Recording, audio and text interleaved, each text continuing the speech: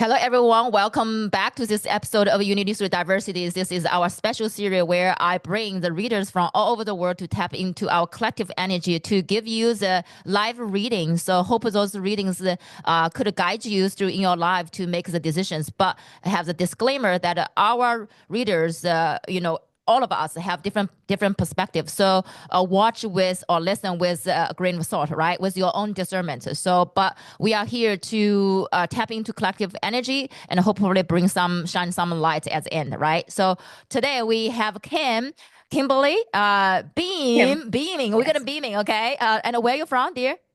I am outside of Philadelphia in Oh, the United Philadelphia, States. great. And I love your makeup, okay? I can't move my eyes away from your eyes. So right now. So welcome to our collective reading and you're literally match your name, okay? Kim Beam. Kim Beam. Okay, Could great. be. Exactly. All right, just tell us a little bit of like what you do. I know you are gonna give us a reading, but besides doing the readings, like what are some things that you do and how you started your spiritual journey? Yeah. So I started my spiritual journey little. I my sister had a deck of tarot cards that I wanted, and she wouldn't let me play with them because she said my energy would mess with it. And I was like, I want to play with them. And she was like, no. Um, I grew up in a Jewish house. I became a Christian. I left Christianity about 35, 38, somewhere in there. I was diagnosed with Hodgkin's lymphoma. What is that? It's a type of cancer. And You're like so, no type of cancer, no big deal. Okay, all big right. deal. There was some chemotherapy involved. It was really, Mm, and so, which like allowed me to get out of the rut that I was in. Like I was in a spiritual rut in a way. hmm Um, but I was in a church that taught me how to be on the prophetic team and encouraged what I was hungry for when I was little and Yeah. helped me hear spirit because that's what I really wanted. I wanted to hear spirit. When I got out of Christianity, I didn't feel like I had permission to tap into spirit because I had too much respect for the power of the Holy Spirit. I had seen the Mm, Holy Spirit heal. I had seen the Holy Spirit give people words out of nowhere that completely resonated. And I had such respect for the Holy Spirit that I was like, I am not going back into my intuition for people if it means that if I have to like disrespect the Holy Spirit to do it, because I'm not going to do that. And hmm so I cut off my intuition for a couple of years and I found my way to mindfulness based stress reduction. And I was training to be an MBSR instructor. And so I was in a 1 week silent retreat when I heard spirit come back down because I got quiet enough to hear. They were like, mm. we need you to be in your intuition for people because that's when you're most alive. And I was like, but I'm not going to because I'm not going to talk to the Holy Spirit if I'm refusing to talk to Jesus and God. Like, if I'm not talking to the Father and I'm not talking to the Son, how dare I step into the Holy Spirit? Mm. They were like, it doesn't work that way. We we need you to be alive. And in order to be alive, you need to be into your intuition. And I Mm. was like, are you giving me permission? And they said, yes, we are. And I said, okay, then I'll go play. I love how I mean I never thought of the answer would be this, but it was so fun. I think this people need to hear that too. For Yeah. the people, like I feel like your story sounds like, sometimes we give the power to external versus like trust that internal connection. We have a receiver, we have an antenna, and you just need to activate that. You don't need to give yourself away to be able to hear the spirit, to connect with God, Son, whoever, right? So the Right. actual connection point is within. So I think it's a beautiful message, get it go. To give our collective. Now, okay, let's talk about how you channeling. I know like before I hit the recording button, I ask you, but I just kind of I want to understand. But tell our audience how you channel, like how people come to you, because how about you use your word instead I use my word to describe that? Yeah, Because yeah. I think it's just very interesting. Okay. Yeah. So I get into my quiet space, what Esther Hicks calls the vortex, what Yes.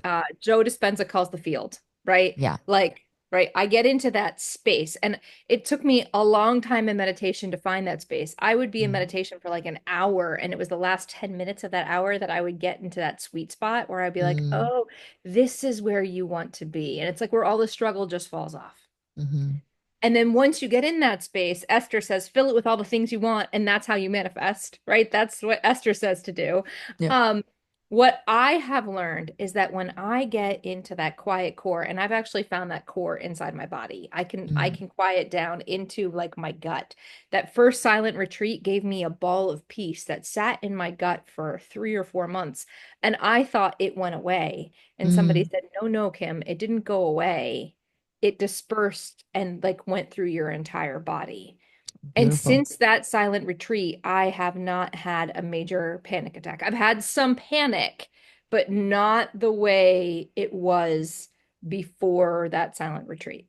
That ball of peace has like It's grounding spread. cord. Yeah. Yeah. And so I ground down. I put my grounding cord into the center of the earth, and I put my grounding cord tapped up into my highest self, and I just become a receiver is Yeah. basically what happens. I use earth energy and I use my highest self energy because I don't know what's going on up there. It's all like I can't see it. And in all honesty, everything we see is made up anyway. So Yeah. right, it's all made up. Okay, so then let's talk about it like who like if you we do the collective channeling. So how who you gonna bring in? You don't know who is gonna come through, right? It'll be Is my highest self. your highest self. I'll tap into my highest self. Okay, great, So great. the So person who I write an email every week mhm, to my community on Fridays. I write about 3 emails a week, but the Friday email is a channeled email specifically yeah. for my community. And this is the it's love, it's support, it's encouragement. If it ever gets into the negative, I know I've gone off course, right? Yeah, yeah, that's a clear, you know where's the line. So Yeah, yeah, it's yeah. great. Mhm. Yeah. And I say it's spirit, I say it's source, I call it source because like I said, I've come from Judaism to Christianity, and now I eat meat, but I might be a Buddhist, but I can't be a Buddhist because I eat meat. So like, right? No, but I mean, I'm from the like eastern part. So Okay. like Buddhism, it's not like how to say that. Like my family, they all if you really talk about religion. So my cat want to speak something. Star, you want to speak? You cannot go on the table. Just sit right here. Sit right here. Just cuddle with mommy. Oh, you know what? They're telling me that Star picked up on my energy and she's fascinated. Just fascinated. Or she want to jump onto somewhere. Uh, Yeah. where are you going? You're gonna hit the button that you're not supposed to hit. But like back to the Buddhism. If you are practice Buddhism, is not say you cannot eat meat. The actual matter of fact is Buddhism actually teach people that if you could eat meat, but it's not the meat you eat. So it's not a meat or just alcohol you drink. You know, so do not because we always talk about formless. So if Mm, anything you fixed on the form, which means you already lose the the substance. that spirit of that thing. So become if you be a monk or would be whatever thing, it's not about you drinking the alcohol or eating the meat. It's what's your inside, what's your intention, what's your essence. So I just want to because that's actually not say my background. I don't want to say my I myself is Buddhism or like follow whatever thing, but I definitely learn about that. I baptized here in United States, so I'm Christian with the Buddhism background. So you know, yeah. But Star, you need to get off. Okay, she's getting distracted. But yeah, let's tap into when like tell me when you're ready. Then I behave as on the behalf of the collective. I basically channel the questions from collective to ask you to channel the answer. Okay. Okay. Tell me when you're ready. That totally works. I'm all for you channeling questions Okay. and then I channel answers. I love this. Oh yeah, yeah, yes. Because I want to hear different people's voice and what's their perspective of what's going on.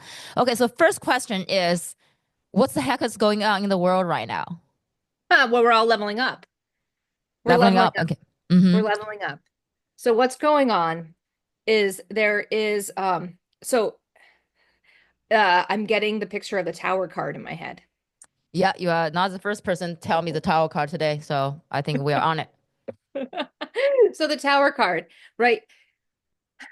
As a humanity, you don't move, we don't move, you don't move as until you are uncomfortable. You Mm. don't you play it safe. You live in your rut and you go through your motions. And um I want to say most of what happens is an automatic process. Joe Dispenza talks about this in his book, Breaking the Habit of Being Yourself. Most of everything you do is a automatic process. Your subconscious wants you asleep for the most part. And so when you get up out of bed and you get up in the morning and you get dressed and you put on your clothes and you get in your car, Yep. everything you do is pretty much sleepwalking. You do the exact same thing every day. You don't think about it. And then this is why when a detour comes in or somebody cuts you off or somebody wakes you up, you get irrationally angry. It's because they've taken you out of your routine, and your body and your brain really likes to be in routine. And so what's happening right now is your routines are being upset. You've got your daily routines that seem to be doing okay, but those are even going to get upset a little bit because you're going to have to factor in other factors and get up earlier or get up later, or you're going to have to like reroute your drive. Like other factors are coming in that are upsetting your daily ho hum, humdrum, running through the motions kind of life. And what's happening on top of that is you're now asking really big questions like, what do I actually believe? What is really important to me? What are my fundamental principles that I will not bend on? And you are being asked to say, what are things that truly matter to me, and live by them. The other thing I heard, Kim heard, right, yesterday was that what's happening in the United States with their leader is actually a great unifier. And Kim was like, that resonates, but it doesn't resonate at the same time because there's so much divisiveness going Hmm. on inside the United States. Kim is living in division. She's in division and she sees people so divided. But funny enough, most of the people she talks to feel the way she feels, but yet there's these things that are happening that are outside that are so not okay. So there's this big division. But the person she was listening to said the world is unifying outside of the United States, with some Mm. exceptions. There are some exceptions, but places that you would never believe are coming together and working together in a way that was never thought of before because the United States has pulled itself out as a factor for unification. Is And it so called a other, collective anger? I was the name. The first come to my mind is like when everybody's mad at you, you are in trouble. So yeah, of course, other people's unite because you literally piss everybody off. You know what I'm yes, saying? yes, you have literally pissed everybody off. And so we see it, at least somebody from the United States sees it as divisive because it's Yes. pulling the United States apart and it's breaking the United States apart. Like the Yeah. United States is being shaken and broken, So right? what should we do? Like, as we are, I'm from China, but Yes. I'm in a very difficult position because, as you are, I'm not the citizen here, but as a lot of like green card holder and even citizen kicking people out, China, Russia, always, right? So Hmm. like, I mean, I live in the United States for 15 years. This is my home, but Yes. China is also my home, and the Yes. world is our home. The So world is like our what home. what can we do in the United States? I think that's a lot of fear and a lot of things just shaking. I understand the tower card, but how can we navigate this tower card, right? Because it's Yeah. literally people don't know what to do because every day it's just Well, something it's gonna fall. And like unprecedented. and something is gonna hit me, something gonna hit you, and as we are Mhm. collective, nobody gonna just be say, "Hey, this is not gonna hit me," because you don't know. You The don't know. people you think they're not gonna get hit overnight, they lost everything, right? Right. So there's uncertainty But here. there's a level of fear that has become collective and has become normal. Mm. And we have just shown Kim something, so Kim is going to tell the story. Yeah. I was in Scandinavia and I started in Norway. And I moved from Norway to Sweden to Denmark to Finland, right? Bloop, bloop, bloop, bloop, bloop, bloop, bloop. And then as we made those journeys from Sweden from Norway to Sweden to Denmark to Finland, the closer we got to Russia, the more people got nervous and fearful. The more Mm. the energy, the collective energy was fear. Yeah. So, what we want to say to that is the collective energy was not fear in December and November for the most part because people didn't get it. Kim felt very alone in her fear at that time. She spent 2 weeks after the election, like moping around her house and crying because Mm. she knew what was coming. And then she said, it is what it is. It is what it is. Like, I can't, she feels, in a way, she feels powerless. And so she has taken that powerless feeling and she has pushed it up to say, I am going to shine my light so bright. I'm going to shine my light so bright that the people around me appreciate my light and that my light will help other people feel light. And Mm-hmm. so she has amped up how she shines. She started writing these emails. She started putting herself out there a lot more. She is shining brightly. Um, and she's starting to speak up for injustice, even if it's small. So yesterday she found out that somebody was getting laid off, or 2 days ago she found out somebody was getting laid off. She wrote an email to the president and another person in high administration at her corporation to say, you can't lay this person off. And she ended the email basically with the words, two words. She said, I dissent. Sincerely, Kim Beam. After she wrote this email, she looked at it like she was crying. Like when she wrote, I dissent, she was like, yes, I dissent. I cry, right? I'm crying. But then she like kind of laughed at herself and said, what the hell am I, a Supreme Court justice? I Did you send the dissent. email? Did you I send did. it? Hmm. I sent the email. Wow, kudos to you. So when you're given something within your power, you take that power, Mm-hmm. right? When you are able to bear witness to something and you say, that's wrong, and you're able to have the privilege to speak up, you speak up. Mm-hmm. The light you shine is extremely important and don't belittle it.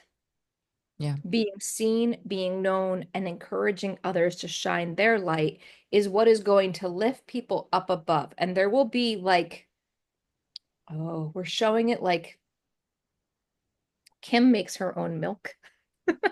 And she makes a cashew coconut milk. And if she leaves it in the refrigerator for, a day and she comes back the next day and makes it, it has separated into three Mm-hmm. layers. She's got the layer at the top, she's got the clear, almost clear stuff in the middle, and then she's got a layer at the bottom, and then she shakes it up and it all goes in there. What is currently happening is what is dense is falling to the bottom, and what is light is rising to the top. And Mm-hmm. that difference between community, right? People are going to start asking themselves, what really matters to me? What is the hill I will die on? And what is the hill I won't die on? Choose your We're sure, battle wisely, huh? yeah. Well, so Kim years ago read a book by Dietrich Bonhoeffer about Dietrich Bonhoeffer. Do you know who Dietrich Bonhoeffer? You aware? Okay. No. Dietrich Bonhoeffer was a pastor in Germany during Hitler's reign. And he was actually in a cafe with a friend of his discussing what they were going to do if Hitler won the election, or if Mm. Hitler won, or if Hitler came into power, however that happened, right? And what they were going to do to fight that. And while they were in this cafe, it got announced that Hitler took power. And everybody at the restaurant stood up and sig hailed. And Dietrich Bonhoeffer also stood up and sig hailed. And his friend was looking at him like he was nutters and was like, I can't believe you're doing this. And Dietrich kicked him under the table repeatedly until he also got up and sig hailed. And after it was over and everybody went back to their meal, the friend lashed out at him and said, "What the hell are you doing?" Mm-hmm. And Bonhoeffer said, "I'm not getting my name written down on a piece of paper for not signaling today and getting picked up today for not signaling. That is not the hill I'm going to die on." Mm. He's like, "I will die on a hill that matters." And Bonhoeffer was involved in every one of, as a Christian, as a pastor, he was involved in every one of Hitler's assassination attempts. Good to know And right now. Yeah. yeah, and he also was um he was killed 2 weeks before liberation intentionally. Like the SS was Mm. like, that guy needs to go before we're not going to let him get out of this alive, basically. Yeah. Yeah, that was the hill he was going to die on. I'm going to die on the hill of killing Hitler. That's the hill I'm going to die on. So my question is, we have a few minutes left. Is like, Yes. what you have to, through your higher self, what are some messages for the collective? Because I think that this is probably indirectly tell people is like, you got to choose your battle wisely. Yes. Not because the small little things trigger you and then you say F word and then like do something that not worth your life. First, Yes. like, hey, okay, let me just witness a preserve, right? And kind of plant that seed. Not say plant what. I'm just like you got to understand yourself. You got to understand your community. You got to understand what you want in life and what is matters for you. Then you choose your battle wisely, right? So Yes. is that, but is there any other messages that through your higher self has for collective right now to help people? And just like you have this peace, this bold peace in your gut. I think a lot of people are actually don't feel supported. Very not sure when will they will take a hit or not, right? And there's a lot of anger and this resentment. That's a lot of like people are growing. I feel like the feeling is growing in their sacral right now. Of course they don't feel in Wait, the their solar feeling of plexus. fear is growing in their sacrum? It's like What's growing in their sacrum? it's yeah, all the things I just Yeah. mentioned. Yeah. Like Feeling anger. unconnected and angry and Exactly. worried. Yeah. Well, that's also because the collective is getting to them. So the collective feeling is like eating them. So fighting the fear with your thoughts, Mm-hmm. choosing a better feeling thought, right? Yeah, just that. Yeah. Working on your own house before you start taking on somebody else's house, Mm. right? Your Yeah. own stuff before somebody else's stuff. Yes. Your own, like your own energy, your own thought feelings, your own garbage, your own stuff. Yeah. The other thing is, we're in a marathon. This is not a sprint. Yes. Kim Beam keeps asking Spirit, let this be fast, right? Please let this transition from where we are to where we're going be quick because it's going to be really painful and it's going to hurt a lot of people. Can we please just have this be a quick movement? In spirit, it will be a quick movement. On the planet Earth, it's going to be a little while. It's not going to be a long time. It's not going to be 10 years. It's not going to be World War II. It's not going to be that big, but it is going to take some time. Yeah. And so it's not going to be tomorrow. And so a sprint would be tomorrow is going to be better. And that's Mm-hmm. the case. Maybe 6 months from now, it's going to be better. Maybe a year from now, maybe 2 years, but we have to get there. Yeah. So make sure you're sleeping. Make sure you're eating well. Make sure you're taking care of your body. Make sure you're taking care of your family and your needs and your mental health needs. Beautiful. Beautiful. Well, thank you, Kim. We are a little bit running out of time, but there's no time anyway. But in the physical world, we still have to follow this, the number Yes. gonna shows you. For people who want to work with you, how they can find you and how they can work with you. Yeah. I'm kimbeam.com. Mm-hmm. So I give intuitive readings. There's a Zoom. I give intuitive readings right now. I'm doing a free Zoom reading in my Zoom rooms. Eventually those will be like paid. I'm also going to start doing live events. So I will be like going live and you come and you ask your question and I answer it for you. That's Um, great. yes, I do that in Zoom. I do that in live. I also will be, if you want me to come to your house and you want me to bring healing energy and you want to invite a whole bunch of friends in and have a house party, I will come and join your house party. I don't care where you live. I will come join your house party. Sounds So, fun. Sounds fun. yes. Bring your beam. I like. I will never forget that. Like that's already the signature of the beam bring the light. Bringing light, So exactly. yeah, so thank you, Kim Beam. I think I will never forget your name and ever. Kim Beam, for coming here to give the collective reading and shine the light on the collective situation right now, right? I really appreciate you. And if you guys enjoy those episodes, let us know because I don't know how many episodes, I say the 8 to 10 episodes of this kind of readings I'm going to do. But if you guys interested more, I always can open more seasons to have, bring more readers come here to give those readings because I think every reading will touch different people, for the different Agreed. purpose. Also, I want to say this, and that is Hmm. what resonates. Find the Yes, person, resonance. if you're looking for a reader and you're looking for some information, as you're listening to these, find the one that resonates with you. Find the Yes. one that feels like their words are lining up and their energy is lining up. And you'll know when it resonates because it lights you up. You'll know Yes. when it doesn't resonate because it makes you feel like a lead balloon. Yes. And that's part of what's going on right now is that what's Mhm. happening isn't resonating with a lot of people. And so it's landing like a lead balloon and fear. I think would be the great ending message here. So thank you, Kim, again, and thank you guys for tuning in. I will see you guys in next episode. Thank you so much. Thank you, Kim. Thank you so much. Thank you for having me. Yes.